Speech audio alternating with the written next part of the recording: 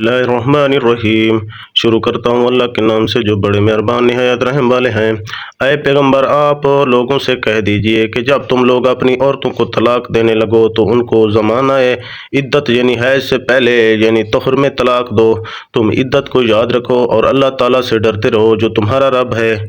उन औरतों को उनके रहने के घरों में से मत निकालो, क्योंकि सकनी मुतलका का मिसल मनकूहा के वाजिब है, और ना वो औरत खुद निकलें ना वो औरतें खुद निकलें, मगर हाँ कोई खुली बेहयाई करें और तो और बात है। और ये सब खुदा के मुकर्रर किए हुए अहकाम हैं। और जो शख्स अहकाम खुदाबंदी से तजावुज़ करेगा, मसलन उस औरत को घर से निकाल दिया, उसने अपने ऊपर जुल्म किया, तुझको खबर नहीं शायद अल्लाह ताला बाद उस तलाक देने के कोई नई बात तेरे दिल में पैदा कर दे।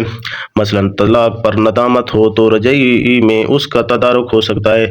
फिर जब मुतलका औरतें अपनी इद्दत गुजरने के करीब पहुंच जाएं तो तुमको इख्तियार है, या तो उनको कैदे के मवाफिक निकाह में रहने दो या कैदे के मवाफिक उनको रिहाई दो, और आपस में दो मोतबर शख्सों को गवाह कर लो।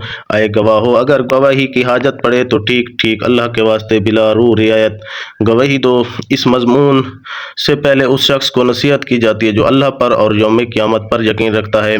और जो शख्स अल्लाह से डरता है, अल्लाह ताला उसके लिए मुज़रतों से निजात की शक्ल निकाल देता है और उसको ऐसी जगह से रिज़्क पहुंचाता है जहां उसका गुमान भी नहीं होता। और जो शख्स अल्लाह पर तवक्कल करे तो अल्लाह ताला उसकी इस्लाह मुहिम्मात के लिए काफ़ी है। अल्लाह ताला अपना काम जिस तरह चाहे पूरा करके रहता है। अल्लाह ताला ने हर चाहे का एक अंदाज़ा अपने इल्म में मुकर्रर कर रखा है। ऊपर इद्दत का अजमालन जिक्र था, और तफसील ये है कि तुम्हारी मुतलका बीवियों में से जो औरतें बवजह ज़ियादत सन के हैज़ आने से मायूस हो चुकी हैं, अगर तुमको उनकी इद्दत की तयन में शुबा हो तो उनकी इद्दत 3 महीने है।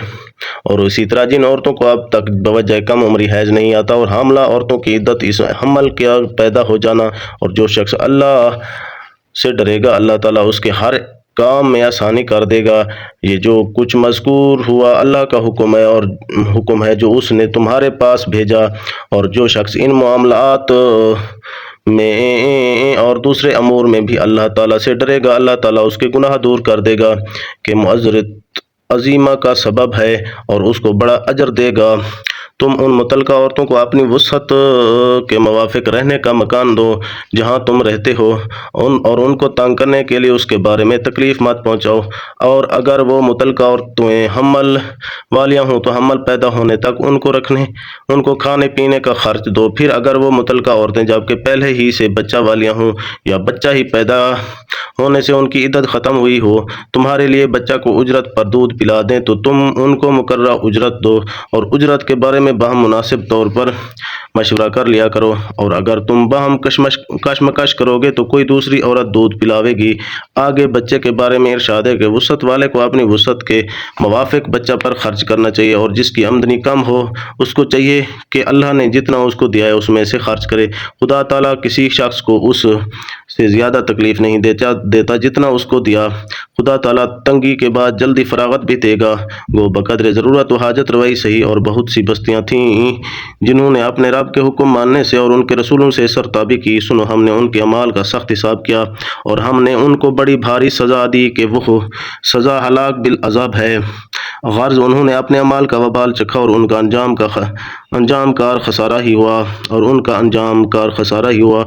ये तो दुनिया में हुआ, और आखिरत में अल्लाह ताला ने उनके लिए एक सख्त अजाब तैयार कर रखा है। और जब अंजाम नाफरमानी का ये है तो ऐ समझदारो जो कि ईमान लाए हो, खुदा से डरो।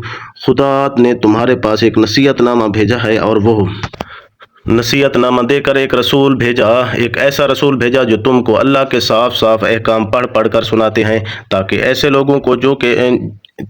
लोगों को कि जो ईमान लावें और अच्छे अमल करें, कुफ्र और जहल की तारीकियों से इल्म अमल के नूर की तरफ ले आवें। और आगे ईमान वगैरह इताअत पर वादा है कि जो शख्स अल्लाह पर ईमान लावेगा और अच्छे अमल करेगा, खुदा उसको जन्नत के ऐसे बागों में दाखिल करेगा जिनके नीचे नहरें जारी हैं, उनमें हैं हमेशा हमेशा के लिए रहेंगे। बिला शक اللہ نے ان کو بہت اچھی روزی دی۔ آگے اللہ کا واجب العطاعت ہونا بیان کیا جاتا ہے، یعنی اللہ ایسا ہے جس نے 7 آسمان پیدا کیے اور انہی کی طرح زمین بھی، اور ان سب میں اللہ تعالیٰ کے احکام نازل ہوتے رہتے ہیں، اور یہ اس لیے بتلایا گیا کہ تم کو معلوم ہو جائے کہ اللہ تعالیٰ ہر چیز پر قادر ہے اور اللہ ہر شے کو اپنے احاطہ علمی میں لیے ہوئے ہے۔